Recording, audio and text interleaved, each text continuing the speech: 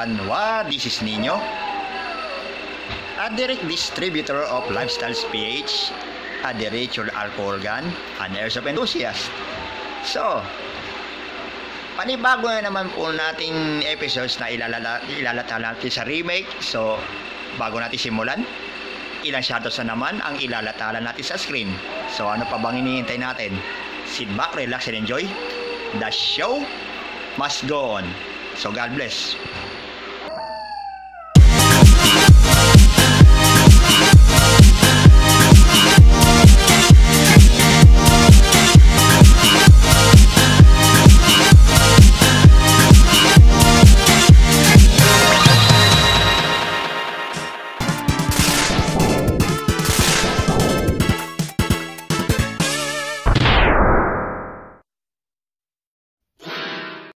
Now, we have already given the shoutout, so ano pa nga bang gagawin natin bago tayo magsimula sa panibagong episode sa remake?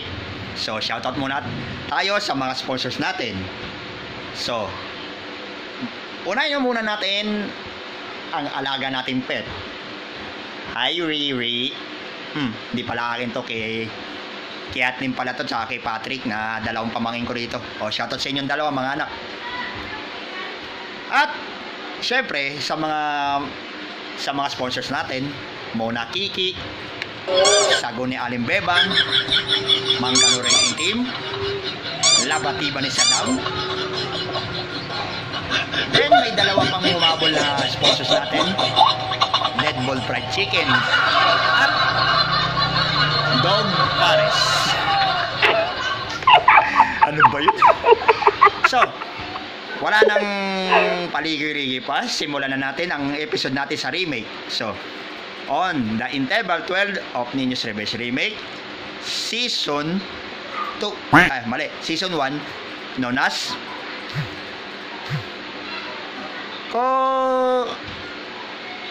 Coach for Everyone. So, wala na tayong paligiri pa, ipakita natin ang pinakamalupitan natin ng pictures. Ayan. So, ito. So, tingnan mo mabuti and you have to take a closer look on that picture. Ayan. Tingnan mo larawan. Pansinin nyo, kapag ang utak mo na may ubo, kasing liit lamang ng munggo, mabunganga, madaldal, mayabang, naghahanap o naglalako ng away, pero kapag malaki at taba utak ng isang tao, nung kagaya ng mga nasa, syempre, yung mga kumakampi sa mabuti at ginigadrid natin ng lahat ng mga masama, na ulitin natin, kapag malaki ang taba utak ng isang tao, ano mga nakapaloob dyan? Tahimik, nakikinig, umuunawa, lalong lalo pa ay walang problema sa sarili. Kasi sa picture na yan, diyan mo makikita ang pagkakaiba ng ugali o tinatawag natin mga attitude ng isang tao. Dahil sabihin na lang natin, may iba-ibang tinatawag natin individual differences. Okay. So, tanggalin muna natin ang pictures. So, ilalata na natin ang mga coach na para lamang sa mga taga-sanlibutan ito. So, ito. Isa-isay natin ang mga bagay at ng mga sumusunod nito. Unang-una, ayan, ang hindi bukol, assuer. Ulit, narito ako dun. Ang hindi ukol, hindi bubukol. Bakit? Kapag hindi para sa'yo, kapag hindi para sa'yo isang bagay na yan, kapag hindi sa'yo, huwag kang paepal. Nakakala mo para sa iyo ang lahat. Ang kay Pedro ay kay Pedro at kay Juan ay kay Juan. Para bang ito, ipapakita natin ang pinakamatinding sitas sa Biblia, na kung saan ang lahat ng mga Pariseo na to nagtanong kay Jesucristo, na nagtanong, Guro, ayan, pakita natin, Guro, dapat ba kami magbayad ng buwis kay Cesar o hindi? Sumagot si Jesus, pahingi ng isang barya. Ayan, binigyan siya ng barya. Tinignan niya at nagtanong siya, Sino ang naalagay dyan sa baryang iyan? Sagot ng mga tao, ng mga Pariseo, kung kaninong naalagay ng mukha na to? Tanong ni Jesucristo, ang sagot, kay Cesar po. Kung gayon, ibigay ang para kay Cesar, ang para kay Cesar. At ang sa Diyos ay para sa Diyos. So, yun ang ibig ko sabihin, na kapag hindi sa'yo o hindi para sa'yo, huwag kang paepal. Diba? Agreed? Good. Next. Muta ng iba, nakikita, pero muta ng sarili, hindi nakikita. Ayan. Bakit ka mo nasabing ganyang bagay na yan? O ito. Hindi mo ba napupuna? Lahat ng ata ng mga taong malalapit sa'yo, nilalayuan ka na. Eres un grandísimo estúpido! Ang baho mo kasi, tangina ka, maligo ka na lang. Kasi para yung muta mo o dumi sa mukha mo matanggal, ha? Huwag titingnan ang dumi ng kapwa mo kasi dahil may sarili ka rin dumi na mas marumi pa sa 10 beses sa taong nilalait mo. Diba? Totoo. Tama ba ako o mali sila? So, kung ganyan din lang pinakikita mo sa isang tao na titingnan mo yung pagkaamali ng iba pero sarili mo, hindi mo titingnan? Aba, yang utak mo na yan kasing titig lamang ng hibla ng buhok at ng molecule ang pag-iisip mo. So, in other words, utak mo may ubo.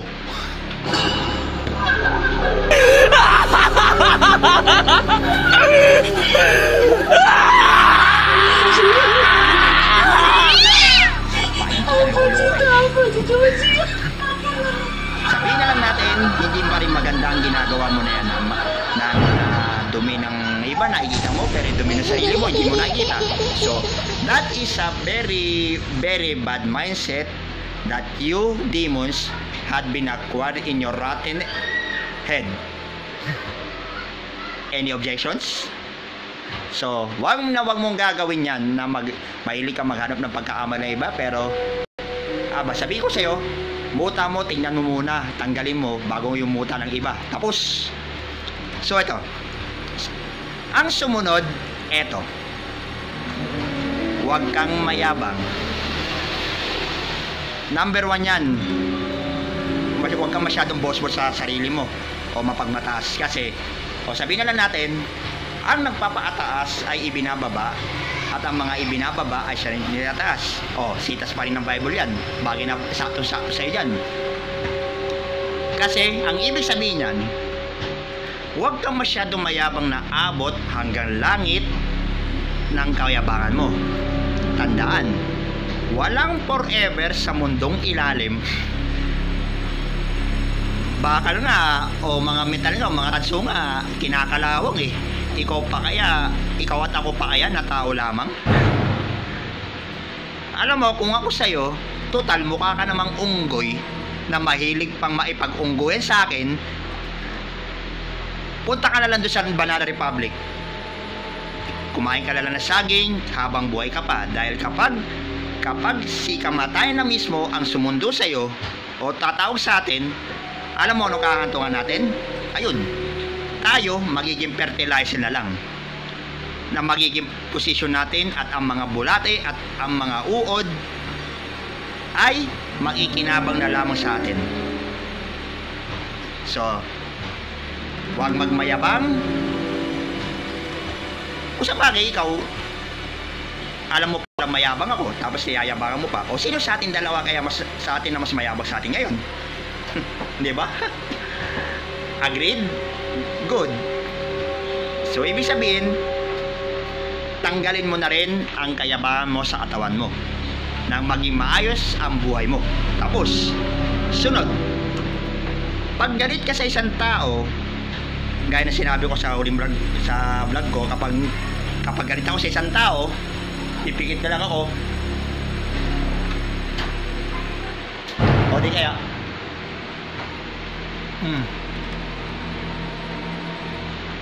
ganon ang dapat kong gagawin sa inyo. Kapag galit ako sa isang tao, lalo pat ayoko makita o marinig. Kasi baka mag-create lang ako ng mga, kuha ko ng mga negative na bagay. Diba? So yun na lang. Kapag galit ka sa isang tao, huwag kang mag-recruit para magalit din yung tao na yun sa iba. Bakit? Trabaho mo ba yun? Recruiter ka ba? Hindi pa rin maganda yan. Kasi, eto, sitas ng Biblia, ayan, mga magulang, huwag mong hikayatin o huwag mong hikayatin ang ating mga anak sa galit, bagkus ituro ninyo lahat ayon sa saway at turo ng Panginoon Diyos.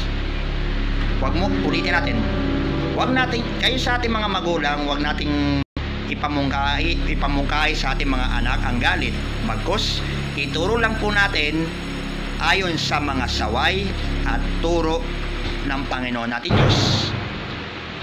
Agreed? Good. Sumunod na dito, ayan, utos ng boss o utos ng feeling boss.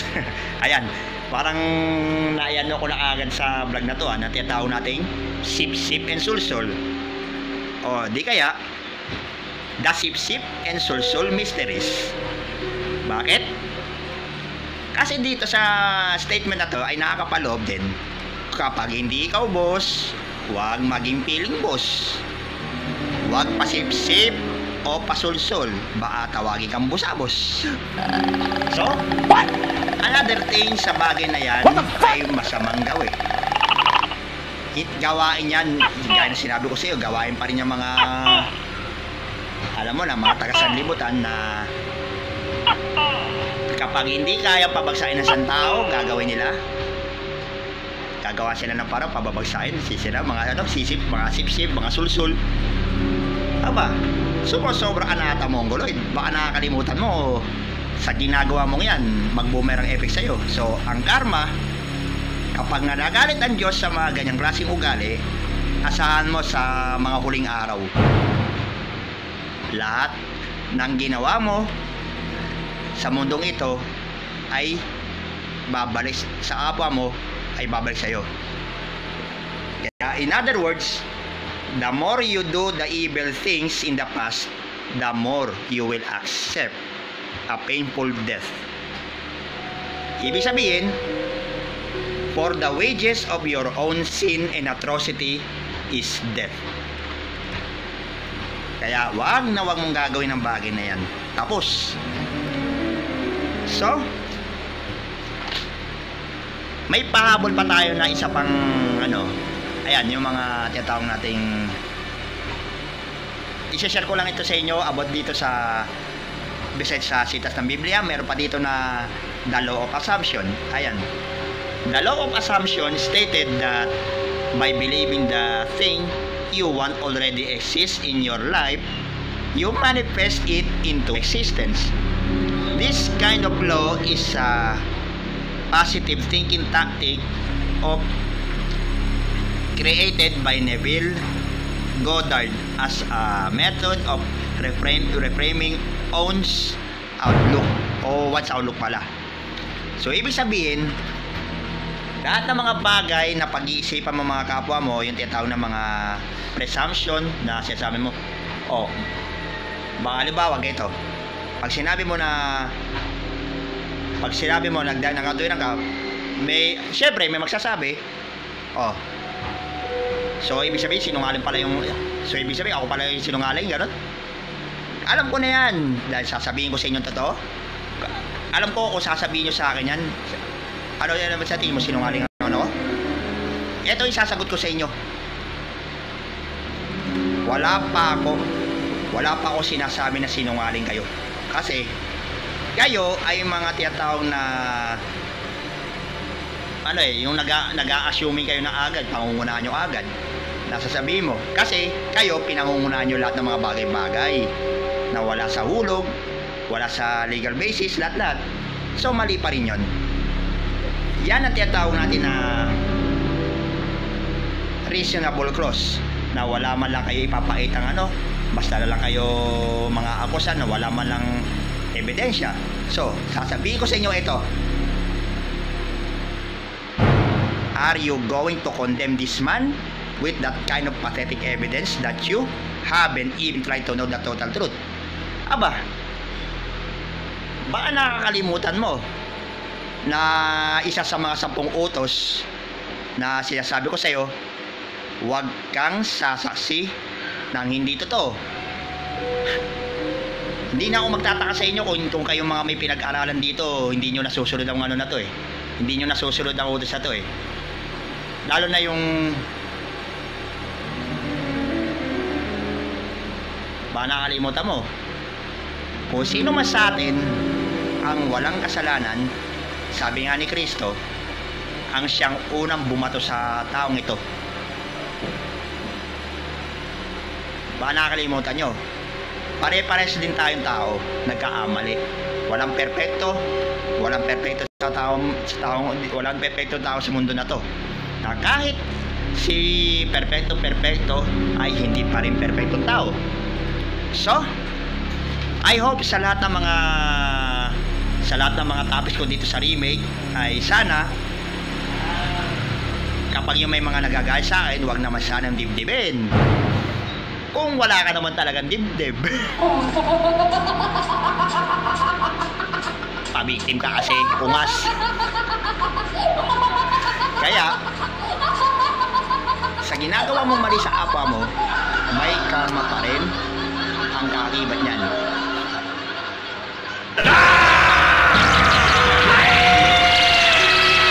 Eto ka. Eres un grandísimo estúpido. This has been the coach for everyone that had been tackled in this segment. So we have to end this vlog for now. This is Nino, and direct distributor of Lifestyles PH, and the natural organ, and airsoft enthusiast. Like, share, and subscribe sa lahat ng ating mga panibagong episodes dito sa remake. Telegram reviews, reverse wraps, anything and everything. Nalalapit na naman po ang December mga kapatid. Baka magpasyal ako doon sa Divisoria. Magbablog po tayo ng lahat ng mga panibagong models ng pellet gun. So pakihintay lang po mga kamongols at mga ka-airsofter natin. Abangan natin ang mga susunod pang mga kabanata natin sa remake. Sit back, relax, and enjoy the show. God bless. Hindi ko rin napansin eh. Dapat, hindi ako naging manhid sa damdamin nyo. Hindi, okay lang sa amin. Wag mo na lang kaming intindihin. Kaya naman, baka gusto nyo nang gumanti sa akin ngayon. Yeah! Eto, libre-libre. Nakabaladra na mukha ko. Sige na, para naman matupad ang pangarap nyo. Promise, hindi ako gaganti.